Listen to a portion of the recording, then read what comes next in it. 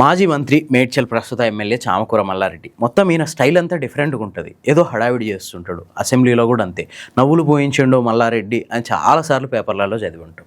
అంటే ఈయన సీరియస్ రాజకీయాలు కావన్నమాట. ఏదో టైంపాస్ కోసం, షోక్ కోసం రాజకీయాల్లోకి వచ్చిన వ్యక్తిన.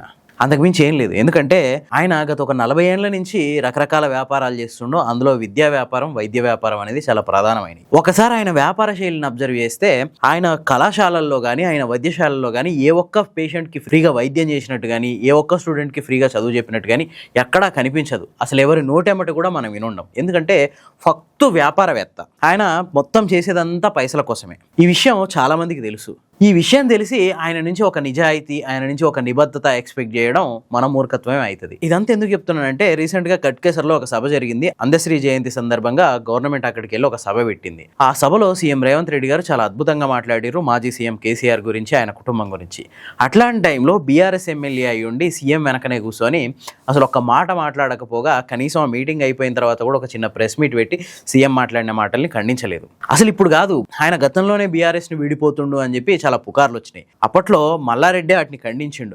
నాకేం అవసరం, బీఆర్ఎస్లోనే ఉంటా నేను, అట్లెట్లా పోతా అది అని చెప్పేసి అన్నాడు. కానీ ఆ తర్వాత నెమ్మదిగా పరిణామాలు మారుకుంటూ వస్తున్నాయి. ఒకసారి బీఆర్ఎస్ పార్టీ మీటింగ్లో పాల్గొనడానికి కేసీఆర్ దగ్గరికి పోతే కేసీఆర్ డైరెక్ట్ ఉంటే ఉండు, పోతే పోదప్ప, గోడ మీద పిల్లల కేశాలు వేయకు అని చెప్పి కేసీఆర్ మల్లారెడ్డిని అన్నాడు అని వార్తలు వచ్చినాయి. ఆ తర్వాత నెమ్మదిగా దూరంగా జరుపుకుంటూ వస్తుండు. రీసెంట్ గా జరిగిన ఒక ఏదో సభలో బీఆర్ఎస్ వాళ్ళు నన్ను పట్టించుకోవట్లేదు, బీఆర్ఎస్ వాళ్ళు నన్ను దూరం పెడుతుర్రు అన్నట్టు మాట్లాడుకొచ్చిండు. ఆ తర్వాత ఇప్పుడు ఏకంగా సీఎం రేవంత్ రెడ్డి సభలో కూర్చొని సీఎం రేవంత్ రెడ్డి నోటికొచ్చినట్టు మాట్లాడుతుంటే, వాస్తవానికి అది అధికారిక కార్యక్రమం, అదేమి కాంగ్రెస్ పార్టీ కార్యక్రమం కాదు. కాకపోతే చాలా రోజుల నుంచి అధికారిక కార్యక్రమమా లేకుంటే పార్టీ కార్యక్రమం అన్న తేడా లేకుండా ఎక్కడైనా సీఎం మాట తీరు అట్లనే ఉంటుంది. సరే, అది ఆయన ఇష్టం.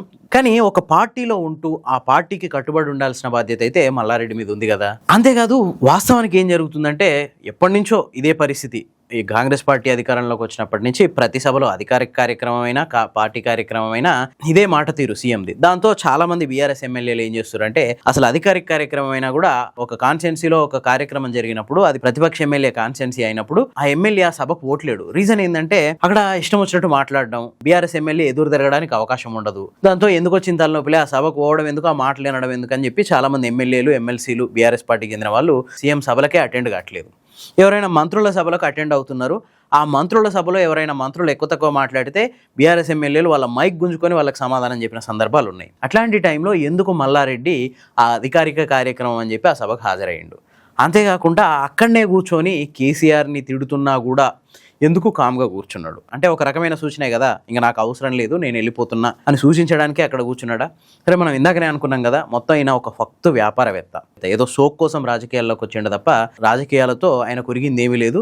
అన్ని పార్టీల నాయకులతో ఆయన అద్భుతంగానే ఉంటాడు. ఎందుకంటే అసలు ఆయన రాజకీయ ప్రస్థానం ఒకసారి అబ్జర్వ్ చేయండి. 2014లో టీడీపీ ఆహ్వానిస్తే ఆయన రాజకీయాల్లోకి వచ్చిండు. ఎందుకు టీడీపీ ఆహ్వానించిందంటే, పైసలు ఉన్నాయి, ఒక ఎంపీగా గెలిస్తే పైసలు ఖర్చు పెడతాడు 7 నియోజకవర్గాల్లో అన్న ఉద్దేశంతో ఆయన ఎంపీగా గెలిపించుకుంది. ఆ తర్వాత బీఆర్ఎస్ లో జాయిన్ అయ్యిండు. బీఆర్ఎస్ లో 3వ సారి ఎమ్మెల్యేగా ఎన్నికైండు, మంత్రిగా కూడా పనిచేసిండు. ఇప్పుడు అంతే, ఇప్పుడు ఆయనకు అవసరం లేదు ఆ పార్టీతో, ఇంకో పార్టీతో అవసరం, వెళ్ళిపోతుండు. సో ఇక్కడ మనం చెప్పుకొచ్చేది ఏంటంటే, ఆయన ఒక వ్యాపారవేత్త. తన వ్యాపారాలని కాపాడుకోవడానికి రకరకాల పార్టీలు తిరుగుతుంటాడు. ఆయనేం ఫుల్ టైం పొలిటీషియన్ కాదు, ఒక పెట్టుబడిదారుడు. తన అవసరాలకు అనుగుణంగా తన పనులు చక్కబెట్టుకుంటుంటాడు. సేమ్ ఇప్పుడు కూడా అదే జరుగుతుందేమో. అంతకుమించి దీంట్లో బీఆర్ఎస్ నేతలు తలలు బాదుకోవాల్సింది, బీఆర్ఎస్ కార్యకర్తలు నెత్తినోరు కొట్టుకోవాల్సిన అవసరం ఏం లేదు. అట్లాంటి వ్యక్తి నుంచి, పార్టీ వైపు నుంచి ఒక నిజాయితీ, నిబద్ధత ఎక్స్పెక్ట్ చేయడం బీఆర్ఎస్ కార్యకర్తల అత్యాశ తప్ప ఇంకోటి కాదు. మరి మీకేమనిపిస్తుంది? నిజంగా మల్లారెడ్డి బీఆర్ఎస్ వదిలేసి వేరే వైపు చూస్తుండా, నిజంగానే బయట ప్రచారం జరుగుతున్నట్టు శ్రావణ మాసంలో బీజేపీలో చేరడానికి ముహూర్తం పెట్టకుండా కామెంట్స్లో చెప్పండి.